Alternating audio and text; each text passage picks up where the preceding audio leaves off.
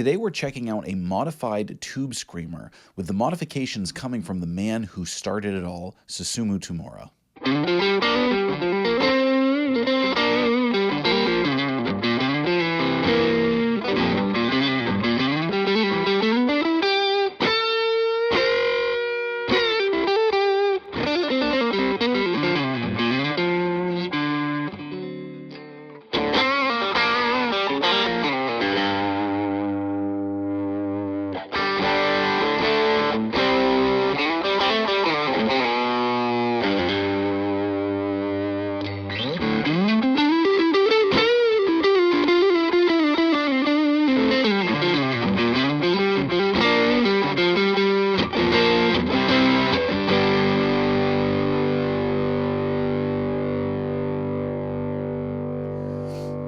What's up, everyone? Welcome to the channel. Welcome to this demo and review of the TWA Source Code. TWA is Totally Wycked Audio, which is a company name that as a mainer I can really get behind. Now, this is, as I mentioned, a modified TubeScreamer. But what's really unique and special about this one, not only what the modification is, but the modification is in collaboration with Susumu Tamura. He is the man who developed the TubeScreamer in 1979.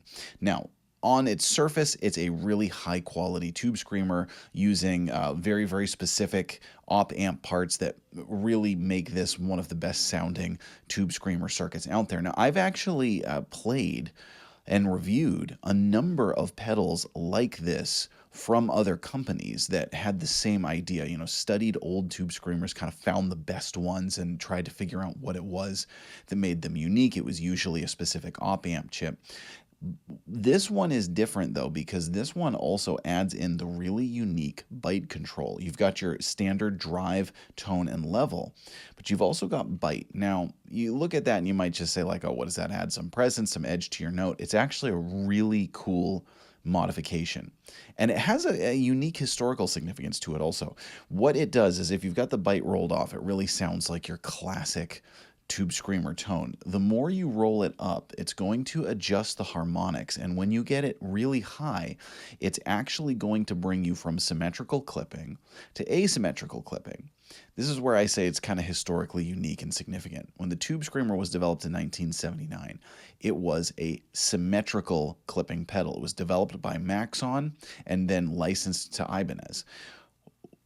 The reason it was symmetrical clipping is because Boss Roland had the Overdrive 1, the OD1, which had a patent on asymmetrical clipping. Now, everyone has always talked about how the Boss pedals and those specific line of yellow Boss pedals and the TubeScreamers are very, very similar. And they are, but the symmetrical versus asymmetrical clipping actually does make a difference in tone. So, yeah, they are really close, but there actually is a little bit of a difference, and sometimes that difference can be a big difference, at least psychologically. This sounds really cool when you blend in the byte knob. It just gives you a whole different range that this pedal is capable of. So, before we get any further, why don't we hear that in action? We're going to dive back in. I'm going to start off with a Stratocaster because, of course, I'm going to start with a Stratocaster. It's a TubeScreamer. Come on.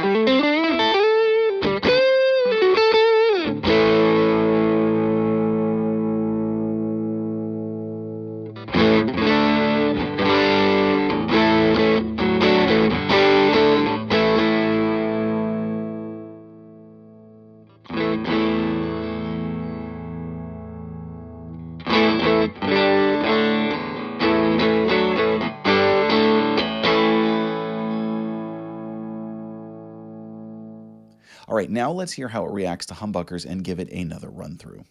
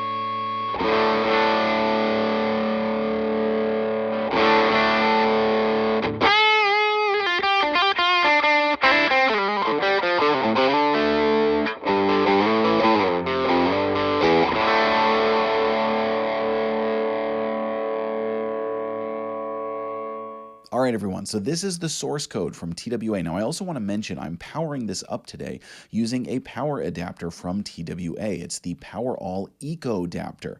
Now, this is a wall adapter that can be daisy chained. What's really cool about this, two things. One, it's very, very eco-friendly, and that's something that obviously we should all be interested in. But also, it's extremely low noise, even in daisy chaining, right? I have not used daisy chain power adapters for years because they were noisy. This one actually is very, very quiet. And so I really like that, and I can't say enough good things about that, because there are a lot of times when using a daisy chained adapter is a lot easier than kind of getting a power supply set up on a pedal board and everything. Sometimes if you just want to use a couple of pedals or something, whatnot. So it's cool to have that as a feature. Now, one other thing I want to mention about this runs off of your standard 9 volt. However, it's actually boosting it to 18 volts on the inside using some technical voodoo and things. And what that does is it also just makes the pedal seem more open and dynamic than your typical TubeScreamer would. So again, you've got all your great classic TubeScreamer tones with the help of a very specific op amp chip that's in there, and then the more you roll the byte in, the more you really just change the dynamics and the character of the pedal.